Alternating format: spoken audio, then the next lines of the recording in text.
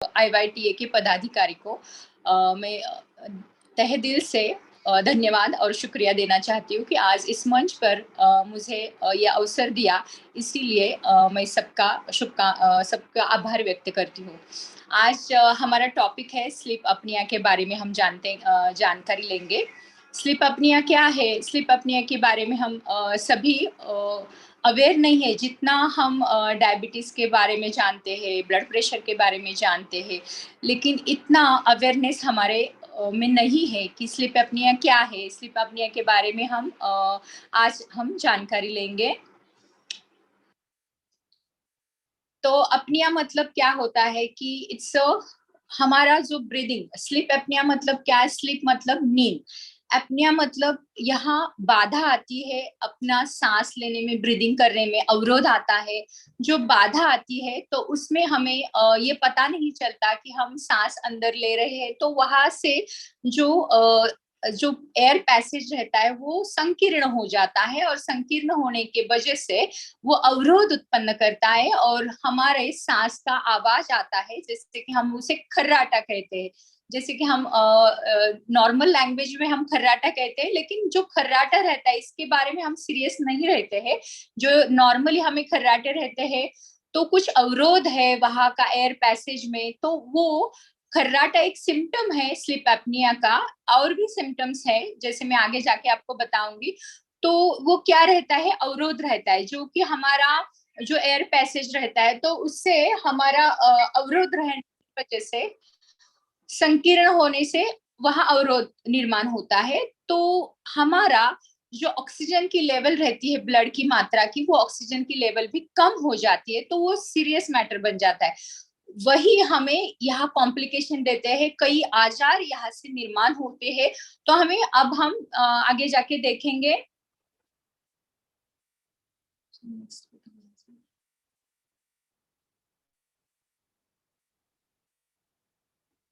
तो उसके हम पहले देखेंगे टाइप्स क्या क्या रहते हैं।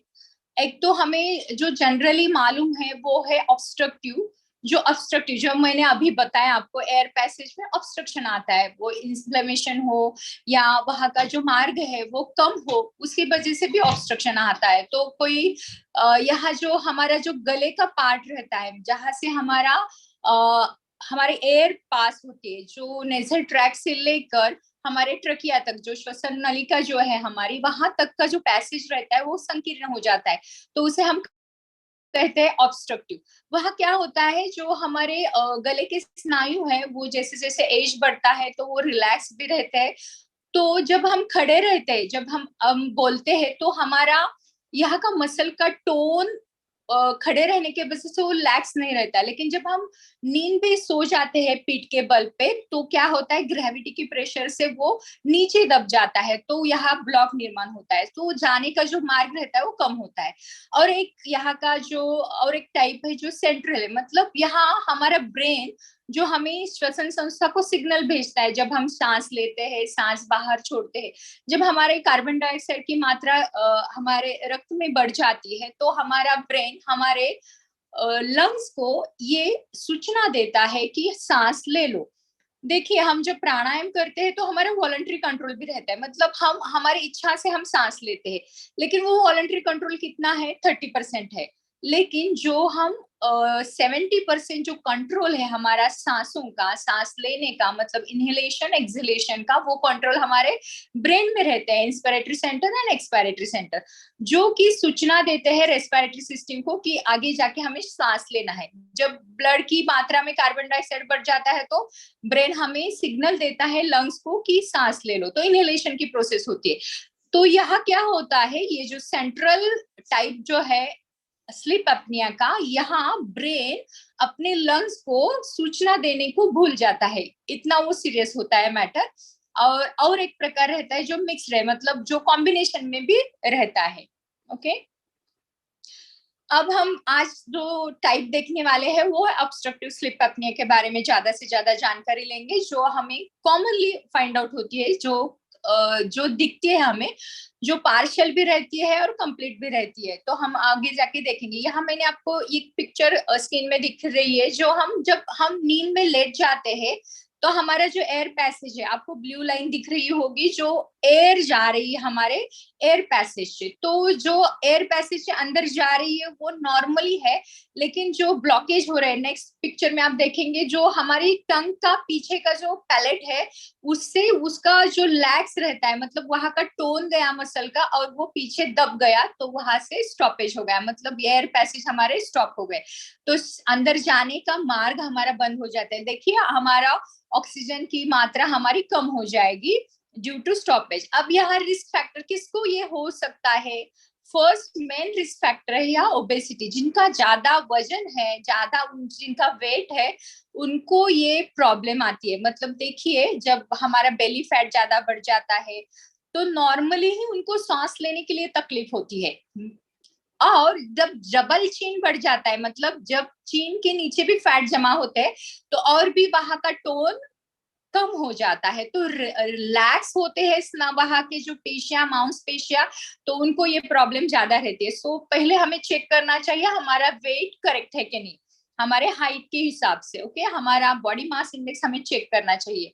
नेक्स्ट रिस्क फैक्टर है नैरोड एयरवे, यानी कि शॉर्ट नेक, जिनकी नेक ही शॉर्ट रहती है, मतलब कहीं कहीं लोगों की जो नेक की लंबाई रहती है वो कम रहती है, तो उनको भी वहां का पैसेज कम मिल जाता है, वहां का स्नायुओं का, तो उनको भी ये रिस्क में आ सकते हैं ऑब्स्ट्रक्टिव स्लीप एपनिया के लिए।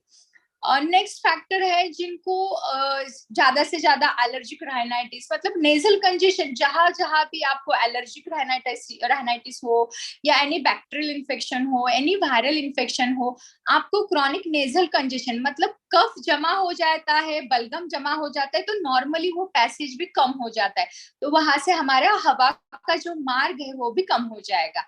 और जो हमारे नोज के पीछे जो एडिनॉइड्स रहते हैं वहां इन्फेक्शन हो सकता है।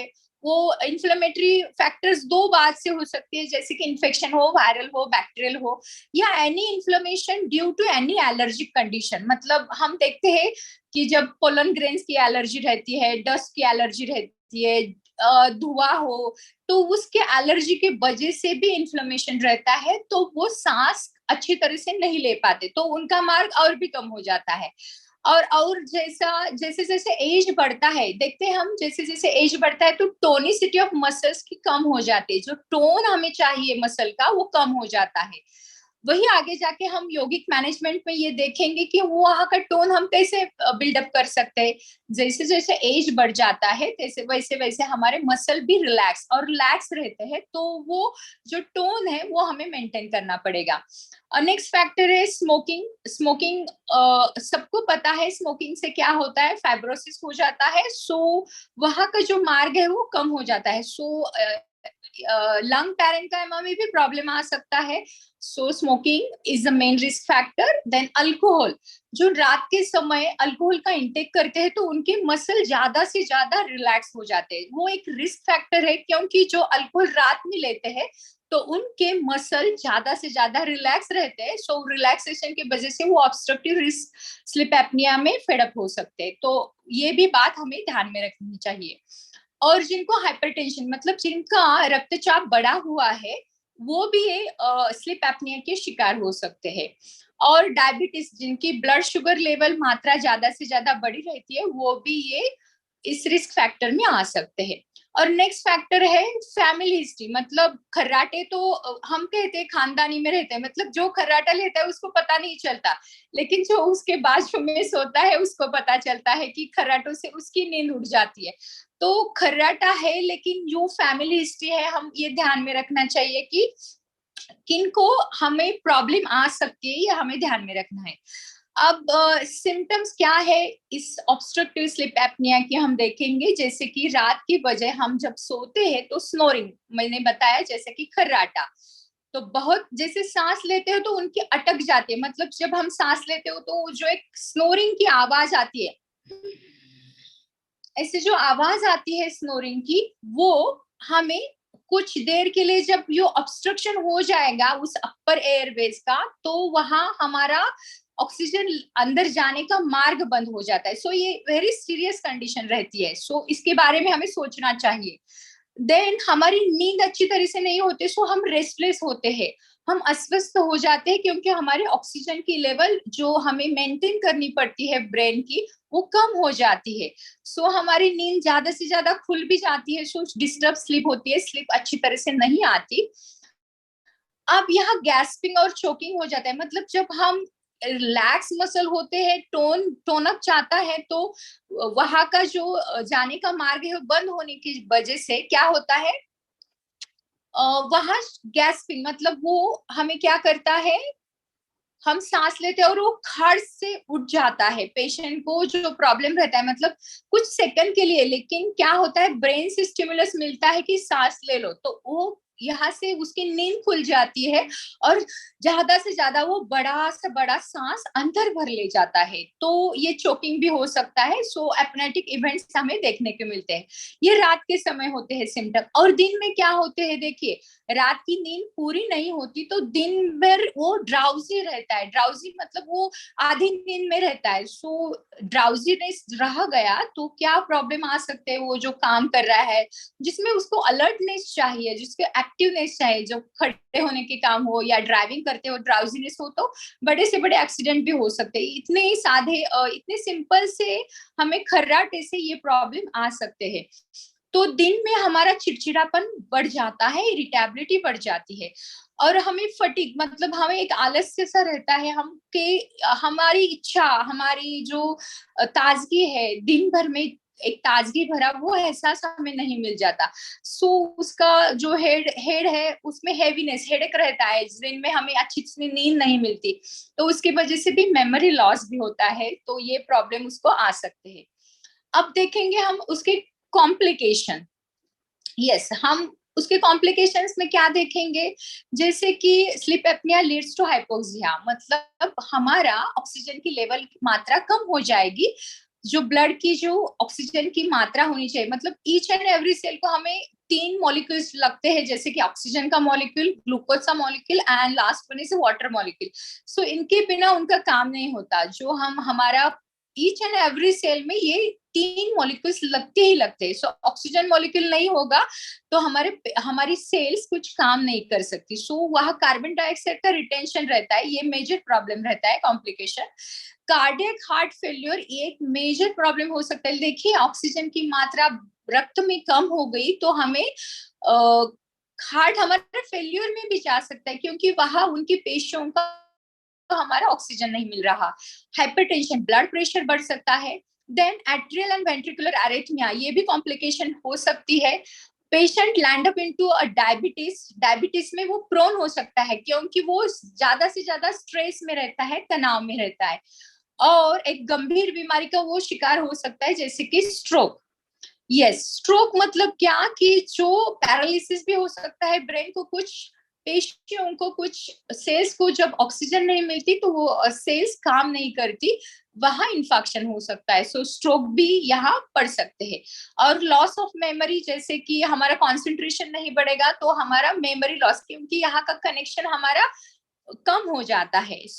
मैंने जैसे बताया कि दिन में हमें आलस्य रहता है, ड्राउजीनेस रहता है, तो स्लिप ट्रैफिक एक्सीडेंट भी हो सकते हैं। एक्सीडेंट होने की भी यहाँ संभावना है। अब हम डायग्नोसिस उसका कैसे करेंगे, पहले तो हमें हमारे फिजिशियन के पास जाना ही चाहिए। जब आपको खर्राटे की प्रॉब्लम हो तो हमें पहले चेक करना चाहिए, जैसे कि खर्राटा हो लेकिन ठीक है कि ऑब्स्ट्रक्टिव ज्यादा वहां पूरी तरह से ब्लॉकेज नहीं आ रहा, थोड़ा थोड़ा आ रहा है, लेकिन हमें पहले चेक करना चाहिए हमारा बॉडी मास इंडेक्स, मतलब हमारी हाइट और वेट, हमारा वेट बराबर है कि नहीं हमारे हाइट के अनुसार, ये हमें चेक करना चाहिए। हमारे हेड और नेक एग्जामिनेशन, मतलब जब हमारी शॉर्ट नेक होगी तो हम ये प्रॉब्लम में आ सकते हैं, हमें ये भी चेक करना चाहिए। नेक्स्ट पार्ट है systemic examination, full body checkup हमें करना चाहिए। जो हम डॉक्टर के पास जाएंगे तो हमारी वो पूरी तरह से फिजिकल एग्जामिनेशन करेंगे। देन फ्लेक्सिबल एंडोस्कोपी, जो एक एंडोस्कोप रहता है वो हमारे मुंह के अंदर से डाल के वहां का चेक कर सकते हैं कहीं वहां इन्फ्लेमेशन तो नहीं है। देन सिफिलोमेट्रिक रेडियोग्राफ्स रहते हैं जो कि एक्सरे हम निकाल सकते हैं। और यहाँ की जो मर्म है जो डायग्नोसिस के लिए, वो है पॉलीसोमनोग्राफी, मतलब स्लीप स्टडी। ये बहुत लोगों को इसका अवेयरनेस नहीं है कि स्लिप स्टडी क्या होती है। स्लिप स्टडी मतलब क्या होती है, यहाँ एक मशीन होती है छोटी सी, जिसमें हम छोटी सी मशीन, ये पोर्टेबल भी मशीन रहती है जो हम घर में भी ये चेकअप कर सकते हैं। उसमें हमारा पूरी तरह का रिकॉर्ड आता है, मतलब हम कितने बार वहां जागे, हम कितने बार से करवेटे लेट कर चेंज किए, हमारी ऑक्सीजन की मात्रा वहां चल जाती है। मतलब वो 12 आवर्स का चेकिंग रहता है, हम रात में कितने बजे, 10 बजे से सुबह 8 बजे तक वो रिकॉर्डिंग किया जाता है। तो उसमें स्लिप स्टडी में, पॉलीसोमनोग्राफी में वो चेक किया जाता है आपकी ऑक्सीजन की लेवल कितनी है। जब 70% तक वो डाउन रहती है तो हमें उसके सीरियसनेस का पता चल जाता है। मतलब आपके ऑक्सीजन की लेवल की वहां हमें चेकिंग किया जाता है, और उससे हमें समझ में आता है कि हमें ऑब्स्ट्रक्टिव स्लीप अपनिया के बारे में। और नेक्स्ट है ईईजी, इलेक्ट्रोग्राम हम निकालते हैं ब्रेन का, तो ब्रेन के वेव्स के बारे में हमें पता चलता है। और पल्स ऑक्सीमेट्री के बारे में तो हमें ऑक्सीजन की लेवल समझ में आती है। ठीक है, तो polysomnography is called sleep study, it's very important. You don't know कि इसके बारे में अवेयरनेस नहीं है। जैसे कि हम सोनोग्राफी के बारे में जानते हैं, और हम सिटी स्कैन के बारे में जानते हैं, एमआरआई के बारे में जानते हैं, लेकिन पॉलीसोमनोग्राफी के बारे में हम बहुत कम जानते हैं। तो ये जो वेव्स रिकॉर्ड करता है, ये इसमें पूरी तरह रिकॉर्ड आता है, और कंप्यूटर में वो चेक किया जाता है, उनके वेव्स हमें पता चलते हैं कि कितनी लेवल तक उनकी ऑक्सीजन की मात्रा ड्रॉप हो गई। तो इससे हमें पता चल सकता है। हॉस्पिटल में भी किया जा सकता है और घर में। कैसे होता है, हॉस्पिटल में हम करेंगे तो हम थोड़े कॉन्शियस रहते हैं, अच्छी तरह से नींद नहीं लेते। सो अभी अवेलेबल है पोर्टेबल पॉलीसोमनोग्राफी की मशीन, जो हम घर में लगा सकते हैं, जो कंफर्ट है हमारे, जो डेली रूटीन की जब जब हम नींद लेते हैं वैसी ही नींद हमें आनी चाहिए, उसी तरफ से हमें ये पता चल जाता है। तो ये बहुत मेजर इंपॉर्टेंट रोल है इसका, पॉलीसोमनोग्राफी का। अब हम देखेंगे मैनेजमेंट कैसे करते हैं स्लिप अपनिया के बारे में। तो पहले है नॉन सर्जिकल मैनेजमेंट में, जिसमें हम पहले हमें हमारा वेट मैनेजमेंट करना पड़ता है। सो वेट चेक करना पड़ेगा, diet corrections according to that plan करना पड़ेगा, एक्सरसाइज प्लान करना पड़ेगा according to, avoid fatty food, avoidance of gutkha, tobacco chewing, alcohol का इंटेक हमें नहीं लेना चाहिए, स्मोकिंग, सिडेटिव्स। वो स्लिप पिल्स भी लेते हैं, जिनकी नींद अच्छी नहीं होती वो स्लिप पिल्स लेते हैं, तो ये भी ध्यान में रखना है, स्लिप पिल्स बिल्कुल भी नहीं लेने। और पोजिशनल थेरेपी कुछ है। और एक यहाँ जो सेंट्रल अपनिया के लिए एक मेजर मैनेजमेंट है, दैट इज सीपैप मशीन। एक मशीन रहता है, उसमें कंटिन्यूअस पॉजिटिव एयरवे प्रेशर, मतलब एक मशीन रहता है, ये मशीन है जिसमें एक मास्क लगा रहता है, वो जो नाक को लगाते हैं, और यहाँ प्रेशर मेंटेन किया जाता है। आपको जो आपकी एयर पैसेज में जो हवा जा रही है वो कंटिन्यूअस एक प्रेशर बनाए रखता है, सो वहां ब्लॉकेज नहीं आता, वहां ऑब्स्ट्रक्शन नहीं आता। ये एक ट्रीटमेंट पार्ट है जो हम घर में भी ये लगा सकते हैं। जिनको ऑक्सीजन की मात्रा बिलो 70 तक जाती है, बिलो 80 तक जाती है, तो उनको ये सीपैप मशीन लगवाते हैं। एक मैनेजमेंट है। यहाँ सर्जिकल मैनेजमेंट भी है, जहाँ जहां जहां भी अवरोध है हमारे एयर पैसेज में, वो जो इन्फ्लेमेशन करता है, तो यह सर्जिकल मैनेजमेंट भी रहता है। मतलब जिनका शॉर्ट नेक, जैसे मैंने बताया, तो जो यूविला रहता है, हमारे जो सॉफ्ट पैलेट रहता है, और जो गले का फेरिंज का जो उसमें जो डिस्टेंस रहता है वो कम रहता है, तो यहाँ सर्जिकल मैनेजमेंट कहते हैं। वहाँ हम जैसे कि सूजन हो टॉन्सिल्स में, तो टॉन्सिलेक्टॉमी करते हैं, टॉन्सिल को निकाल लेते हैं। एडेनोसेक्टॉमी पण वैसे ही करते हैं, जैसे कि हमारे नोज के पीछे एडेनॉइड्स रहते हैं, तो वो भी निकाल देते हैं, जो वहां के जाने का मार्ग ही ब्लॉक हो जाता है, तो वह स्नोरिंग हो ही जाता है। हम बच्चों में देखते हैं, जब उनको सर्दी या कोल्ड रहती है तो उनका स्नोरिंग रहता है, मतलब वो जो सांस लेते तो वो मुंह खोल देते हैं, मतलब नाक से उनका ब्लॉकेज रहता है, सो नाक से वो सांस नहीं ले पाते, तो वो अपने आप ही उनका मुंह खुल जाता है। तो वहां का जो प्रॉब्लम रहता है, जो सूजन के कारण से वहां जो पार्शियल ऑब्स्ट्रक्शन रहता है, वो हमें रिमूव करना पड़ता है। नेजल सर्जरी भी करते हैं यहाँ। पैलेट सर्जरी जैसे मैंने बताया, इवेलोपैलेटोप्लास्टी रहती है, वहां का वो अंतर बढ़ा देते हैं। इवेलोपैलेटोफेरेंजियोप्लास्टी भी करते हैं, नीचे के जो सॉफ्ट पैलेट के रहते हैं वहां का अंतर बढ़ा देते हैं। हमारे जो लोअर बोन रहता है, मैंडिबल, उसको भी आगे की तरफ खींच लेते हैं। सो ऑब्स्ट्रक्शन जो रहता है, जब हम लाई डाउन पीठ के बल पे सोते हैं, तो वहां जो फेरिंज के ऊपर दबाव आता है, हमारा यूवुला का, तो वहां का ऑपरेशन कर कर वहां सर्जिकल मैनेजमेंट भी की जाती है। अब हम देखेंगे योगिक मैनेजमेंट, जो हमारा आज का मेन पार्ट है। अब हम देखेंगे योगिक मैनेजमेंट मतलब हमारे योग में हम जो भाषा बोलते हैं, जब बोलते हैं तो हमारे लैरिंग्स काम करता है। लैरिंग्स के नीचे हमारे ट्रकिया रहता है, लैरिंग्स के ऊपर हमारा फेरिंग्स रहता है। सो हम जो उच्चारण करते हैं, जैसे कि हम मंत्र योग कहते हैं, जहाँ हम मंत्र बोलते हैं, तो उनका भी यहाँ असर हो जाता है। जैसे कि सिंगिंग एक्सरसाइज के बारे में भी बताया है, जब हम ओंकार कहते हैं, अकार उकार और मकार, उसका ही यहाँ हमें बहुत बहुत फायदा होता है, जो मसल टोन अप बिल्डअप करने में। तो हम देखेंगे पहले योगिक मैनेजमेंट में, उसमें ब्रीदिंग एक्सरसाइज है, जैसे कि सेक्शनल ब्रीदिंग है, एब्डोमिनल ब्रीदिंग है, थोरैसिक ब्रीदिंग है, क्लैविकुलर ब्रीदिंग है। हम उसके आगे जाके डीप में उसका देखेंगे।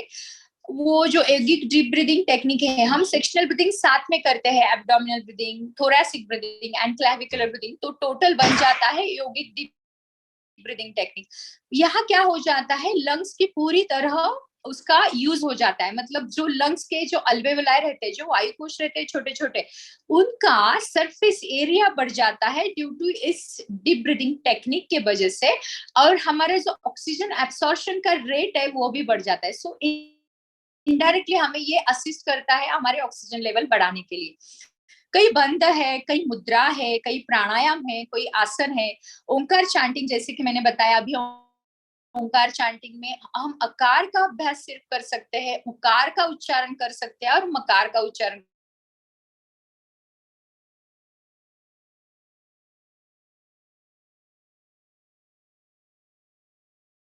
है। हमारे विशुद्धि चक्र से आज्ञा चक्र तक, तो हमारे फेस के सभी स्नायु, हमारे गले के स्नायु सभी स्पंदन में आ जाते हैं। तो उससे क्या हो जाता है, यहाँ का माइक्रो सर्कुलेशन बढ़ जाने से वहां की मसल की एनर्जी भी अच्छी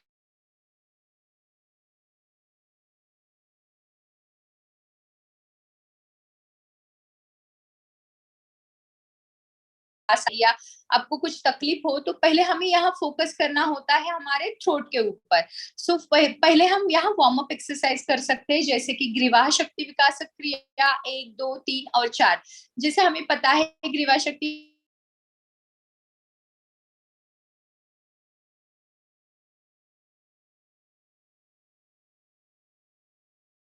में बाई तरफ, दाई तरफ मोड़ना है, अपर के पीछे की तरफ हमें मोड़ना है, तो जो थ्रोट है वो स्ट्रेच हो जाता है।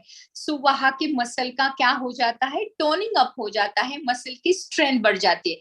और जो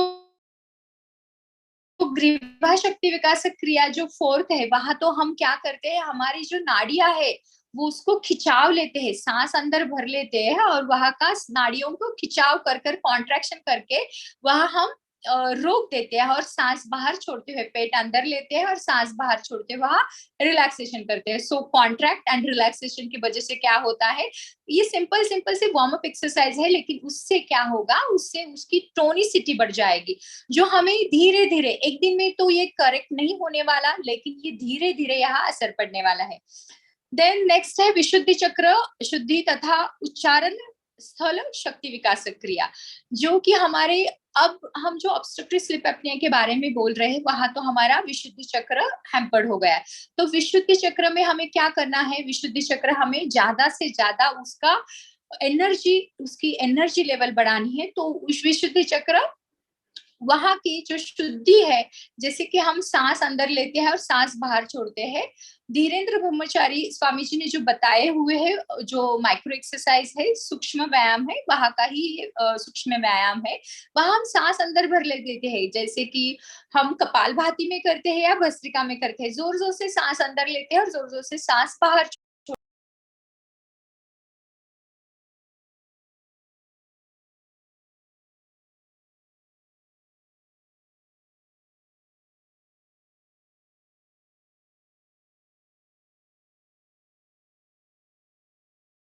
Recording in progress.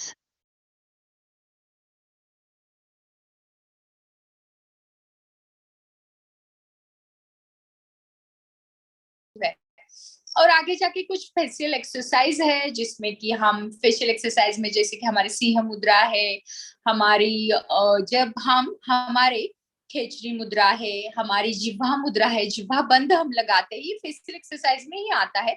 So stretching हो जाता है पूरी तरह हमारे स्नायुओं के फेस के। तो वो जो हमारे बेस ऑफ द टंग है, मतलब जो हमारी टंग रहती है एक पीछे की तरफ, वहां जो खिंचाव या वहां की जो तनाव या स्ट्रेचिंग हमें बनाए रखना है, वो हमें यहाँ ज्यादा से ज्यादा सिंह मुद्रा में उसका फायदा रहता है।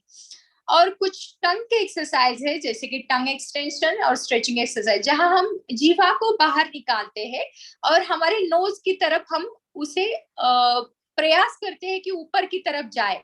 जी, हमारी जीवा को ऊपर nozzle top of the nose की तरफ लेना है और नीचे लेना है। और जैसे कि हम किसी को दिखाते हैं तो हम जीवा को बाहर निकालते हैं, उसी तरह हमें जीवा को ज्यादा से ज्यादा बाहर निकालना है। वो टंग एक्सरसाइज हमें यहाँ करने हैं, उसका भी ज्यादा से ज्यादा फायदा हमें मिलता है, क्योंकि जब हम कोई भी शब्द उच्चार लेते हैं तो हमारे टंग का ही यूज होता है, हमारे सॉफ्ट पैलेट का यूज होता है। सो हमारे उच्चारण स्थल, इसीलिए हमारे विशुद्धि चक्र पर उसका असर होता है। जब हमारी लैरिंग्स यानी स्वर यंत्र, साउंड बॉक्स जो काम कर रहे हैं, जब मैं अभी बता रही हूँ आपको बोल रही हूँ, तो मेरी साउंड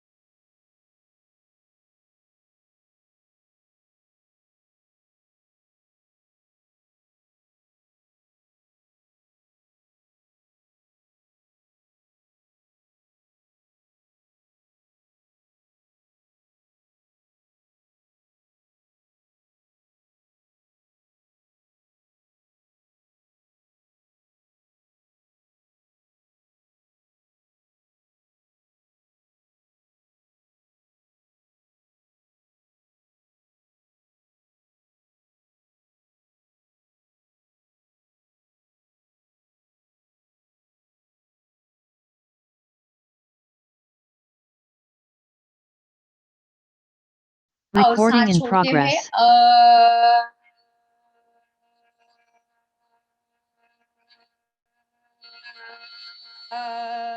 जितना आप लंबा और गहरा सांस बाहर छोड़ेंगे, एब्डोमिनल ब्रीदिंग के साथ आकार का उच्चारण हम करते हैं, जो हमारा नाभि के ऊपर काम करता है। सो ये भी हमें ध्यान में रखना है, जिनको बेली फैट का प्रॉब्लम है, सो वहां भी हमें ये ध्यान में रखना है कि एब्डोमिनल ब्रीदिंग करते करते हम आकार का भी उच्चारण कर सकते हैं। अब जाएंगे हम थोरैसिक ब्रीदिंग में। जब हम एब्डोमिनल ब्रीदिंग काम करते हैं तो हमारे लोअर लोब्स ऑफ लंग्स काम कर रहे हैं। जब हम थोरैसिक ब्रीदिंग की बात कर रहे हैं तो हमारे मिड लोब्स पे ऊपर काम करते हैं। वो एक्सपांशन होता है, जो रिब केज जो रहता है हमारा लंग्स के ऊपर, जो प्रोटेक्टिव नेचर है हमारा, प्रोटेक्टिव हमारे जो रिब केज जो है, फसलियां जो रहती है, वो आगे की तरफ, साइड की तरफ और पीछे की तरफ ढकेल दी जाती है। तो उसे हम क्या कहते हैं? Thoracic breathing. अब जो उकार का उच्चारण है हम थोरैसिक ब्रीदिंग के साथ कर सकते हैं। मतलब क्या? जब हम सांस, अभी हमें एब्डोमेन पे कॉन्सेंट्रेट नहीं करना है, अभी हमें हमारे थोरैक्स के ऊपर कॉन्सेंट्रेट करना है। धीरे लंबी गहरी सांस अंदर लेनी है और सांस छोड़ते हुए धीरे धीरे हमारा थोरैक्स जो है वो नीचे की तरफ जा रहा है, उसे फोकस करना है। सांस अंदर लेनी है और सांस बाहर छोड़नी है। धीरे धीरे से सांस बाहर छोड़ते हुए हम उकार का उच्चारण करते। देखिए, सांस हमने भर ली, ऊ,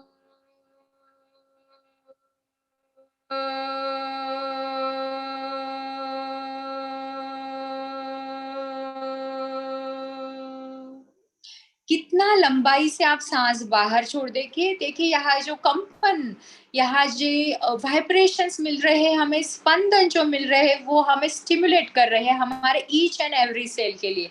सो यहाँ का इंपॉर्टेंस हमें यहाँ जान लेना चाहिए जब हम थोरैसिक ब्रीदिंग कर रहे हैं। जब हम थोरैक्स पे कॉन्सेंट्रेट करते हैं तो वहाँ का मिड लोब हमारा एक्टिव हो जाता है। जो लंग के जो लोब्स रहते हैं तो मिड लोब भी यहाँ हमारा एक्टिव हो जाता है। वहाँ का सरफेस एरिया जो अल्वेलाई रहते हैं, वायुकोश रहते हैं, उसका एरिया बढ़ जाता है, तो ऑक्सीजन की मात्रा हमारी बढ़ जाती है। नेक्स्ट है क्लैविकुलर ब्रीदिंग, जो अपर लोब्स है, जो कि हम देखते हैं जैसे कि हम पहाड़ देखते हैं, जैसे नीचे नीचे से ऊपर जाते हैं, जैसे जैसे हम ऊपर ऊपर जाते हैं तो कैसे हवा का जो ज्यादा से ज्यादा जिसको हम स्पेस में जब जाते हैं तो कम हो जाता है, वैसा ही हमारे लंग्स के ऊपर भी है। जब हमारी जब बेस ऑफ द लंग्स है उसका वॉल्यूम ज्यादा रहता है, लेकिन जब हम ऊपर की तरफ जाते हैं तो वहाँ कोन की जैसा हमारे अपर लोब्स रहते हैं, तो अपर लोब्स में वहाँ का गैसेज एक्सचेंज कम हो जाता है। तो यहाँ हमें फोकस यहाँ करना है कि क्लैविकुलर ब्रीदिंग मतलब हमारे अपर लोब्स के ऊपर, क्लैविकुलर के नीचे के जो हमारे लंग्स है उसके ऊपर, जो अपर लोब्स के ऊपर काम कर रहे हैं वहां हमें फोकस करना है। और यहाँ हमें मकार का उच्चारण करना है। मकार का उच्चारण करते हुए हमें यहाँ सांस बाहर छोड़नी है, सांस अंदर डीपली अंदर लेनी है और सांस बाहर छोड़ते हुए मकार का उच्चारण करना है। देखिए,